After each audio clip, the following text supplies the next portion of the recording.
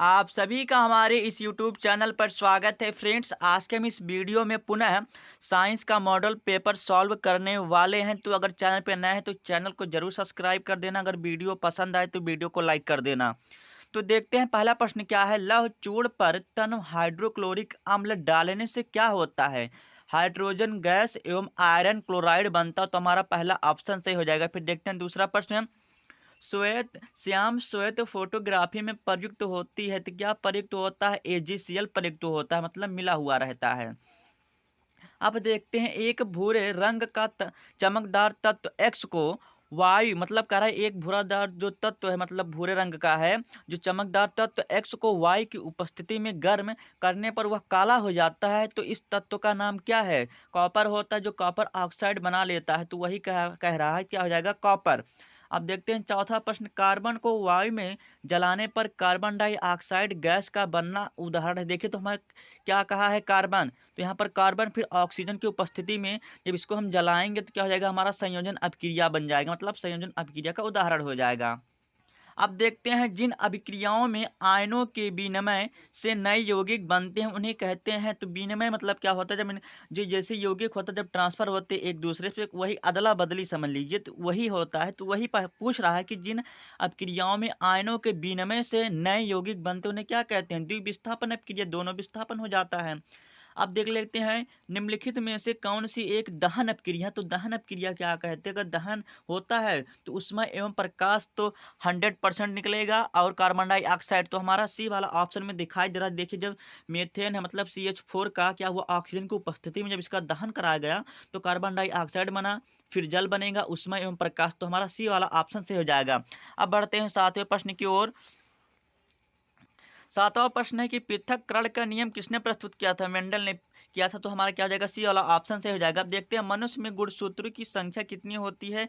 46 मनुष्यों में गुणसूत्रों की संख्या होती है। हम कह रहा है मनुष्य में लिंग गुणसूत्र होता है तो हमारा XY होता है। लिंग गुणसूत्र अगर पुरुष में कहे, अगर यहीं पर मादा में कह देता तो डबल X हो जाता। अब देख लेते हैं 10वां प्रश्न। मेंडल के अनुसार मटर के बौने पौधे का जीन प्रारूप होता है। तो हमारा क्या आएगा? पहले कैपिटल T होगा फिर स्मॉल t। तो हमारा क्या हो जाएगा? बी वाला ऑप्शन सही हो जाएगा। अब देखते हैं आनुवांशिक विज्ञान के जनक हैं किसने? मेंडल ने है। फिर देखते हैं 12वां प्रश्न क्या कह रहा है। मेंडल के अनुसार मटर के पौधे में निम्नलिखित में से कौन सा जीनोटाइप लंबे व झुर्रीदार पौधे के लक्षण को व्यक्त करता है? तो जीनोटाइप क्या होता है? जीनोटाइप वो लक्षण होते हैं जो मतलब अंदर होता है, जो हमें दिखाई नहीं देता बाहर से। और कह रहा है कि निम्नलिखित में से जीनोटाइप लंबा व तना व झुर्रीदार बीजों का जो होता है लक्षण प्रस्तुत करता है। तो इसमें से कौन करता है? तो यहाँ पर डबल T कैपिटल और डबल R क्या करता है? स्मॉल जो होता है यही क्या करता है? प्रस्तुत करता है। अब देखते हैं 13वां प्रश्न क्या है। मटर के लंबे पौधे डबल T और बौने पौधे मतलब स्मॉल डबल T के मध्य क्रॉस कराने पर प्रथम संतति पीढ़ी में होता है। तो मतलब जो पौधे मिलते हैं वो कैसे होते हैं? तो यहाँ पर देखिए हमारा क्या हो गया? डबल T हो गया। फिर यहाँ पर क्या है? ये हमारा स्मॉल T है, डबल T ये भी है। तो इसकी बीच जब क्रॉस कराया जाता है तो हमारा T होता है और यहाँ पर एक क्या होता है? कैपिटल T होता है। तो सभी लंबे पौधे प्राप्त होते हैं। अब देख लेते हैं 14वां प्रश्न क्या है। समतल दर्पण की फोकस दूरी क्या होती है? अनंत होती है। अब देख लेते हैं 15वां प्रश्न क्या है। समतल दर्पण द्वारा निर्मित प्रतिबिंब का आवर्धन क्या होता है? एक होता है। एक क्यों होता है? क्योंकि जो वस्तु की दूरी होती है और प्रतिबिंब की जो दूरी होती है बराबर होती है। कहने का मतलब जो होता है भी बराबर क्या होता है? यूं होता है। इसलिए क्या होता है? इसका जो आवर्धन होता है एक होता है। अब देख लेते हैं अवतल दर्पण के फोकस पर रखी वस्तु का प्रतिबिंब कहाँ बनता है? अनंत पर बनता है। देखते हैं 17वां प्रश्न। किसी बिंब का अवतल दर्पण द्वारा प्रतिबिंब आभासी तथा बिंब से बड़ा पाया गया वस्तु की स्थिति कहाँ होनी चाहिए? मतलब कह रहा दर्पण को, जैसे अवतल दर्पण है, आपको वस्तु को कहाँ पर रखना पड़ेगा कि उसका प्रतिबिंब क्या हो? आभासी व सीधा बने। तो किस कहाँ पर रखेंगे? दर्पण के ध्रुव तथा मुख्य फोकस के बीच। तो हमारा डी वाला ऑप्शन सही हो जाएगा। बढ़ते हैं 18वें प्रश्न की ओर। अब देखिए 18वां प्रश्न क्या है कि एक अवतल दर्पण की वक्रता त्रिज्या 20 सेंटीमीटर है तो इसकी फोकस दूरी होगी। तो यहाँ पर हमसे क्या क्या कहा प्रश्न में? अवतल दर्पण है और इसकी वक्रता त्रिज्या कितनी है? 20 सेंटीमीटर, तो हम आर बराबर क्या लिख लेंगे 20 सेंटीमीटर, वो भी क्या होगा माइनस में होगा, क्यों? क्योंकि हमारा क्या है अवतल दर्पण। हमसे एफ का मान पूछा तो एफ बराबर क्या होता है r/2 होता है। फिर यहाँ एफ बराबर रख देंगे, यहाँ पर 20 हो जाएगा, यहाँ इसको हम 2 से काट देंगे तो यहाँ पर हमारा क्या हो जाएगा -10 आ जाएगा। तो देखते हैं ऑप्शन में दिया है तो यहाँ पर क्या क्या होगा -10, मतलब बी वाला ऑप्शन सही हो जाएगा। बढ़ते 19 प्रश्न पर देखते हैं। यदि दो माध्यमों के सीमा पृष्ठ पर एक प्रकाश किरण लंबवत आपतित होती है तो आपतन कोण होगा। आपको फ्रेंड इस प्रश्न को कमेंट करना होगा कि इसका आंसर राइट क्या होगा। अब देखते हैं 20वें प्रश्न की ओर बढ़ते हैं। किसी बिंब का वास्तविक, अच्छा वास्तविक का मतलब क्या होता है उल्टा। जो फ्रेंड्स की ट्रिक है, जो वास्तव में दिखाई देता है वो क्या होता है उल्टा ही होता है, जो वास्तव में होता है वो दिखाई नहीं देता है।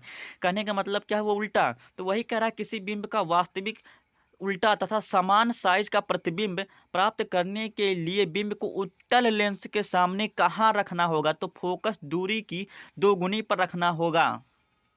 और यहाँ पर फ्रेंड्स से लघु उत्तरीय प्रश्न में है, आपको कोई 3 प्रश्नों को हल करना है। तो क्या होता है जब केवल रासायनिक समीकरण आपको केवल देना है, सोडियम बाइकार्बोनेट खाने को सोडा को गर्म करते हैं तब क्या होता है फ्रेंड, आप इन प्रश्नों को स्क्रीनशॉट लेकर हल करना। अगर हल नहीं कर पाते हैं तो अब आप बताइए, कमेंट कीजिए तो हम इसका सोल्यूशन करा देंगे। तो देखते हैं फिर दूसरा प्रश्न क्या है। अमोनिया क्लोराइड को गर्म करने पर क्या होता है, मतलब क्या होता है जब केवल रासायनिक समीकरण ही देना है। देखते हैं तीसरा प्रश्न, विरंजक चूर्ण की क्रिया तन सल्फ्यूरिक अम्ल से होती है। तो इसमें से क्या करना है, आपको केवल 3 ही प्रश्न करना है। और चौथा प्रश्न क्या है, सोडियम ऑक्साइड को जल में घोला जाता हो तब क्या होता है। फिर देखते हैं दूसरा प्रश्न, अम्ल एवं क्षार परस्पर कैसे अपक्रिया करते हैं, उदाहरण देकर समझाना है। फिर तीसरा प्रश्न क्या है, एक जीव में नियंत्रण एवं समन्वय के तंत्र की आवश्यकता क्यों होती है। फिर चौथा प्रश्न क्या है, पीयूष ग्रंथि द्वारा स्रावित किन्हीं 4 हार्मोन के क्या करना है, प्रत्येक कार्य का वर्णन करना है। यहाँ पर देखिए विस्तृत उत्तरीय प्रश्न आ गया, मतलब यहाँ पर क्या है इससे थोड़ा बड़ा है मिलेगा, आपको लिखना पड़ेगा। तो यहाँ पर भी क्या करना है, कोई 3 प्रश्न को आपको हल करना है।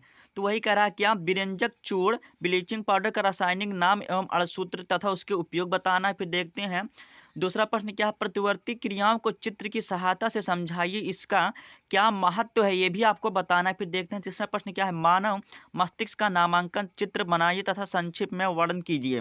फिर एलिफैटिक यौगिक पर टिप्पणी कीजिए। फ्रेंड्स मैं उम्मीद करता हूँ कि वीडियो आपको जरूर पसंद आई होगी। पसंद आता तो लाइक कर दीजिए, चैनल पर नए हैं तो चैनल को जरूर सब्सक्राइब कर दीजिए।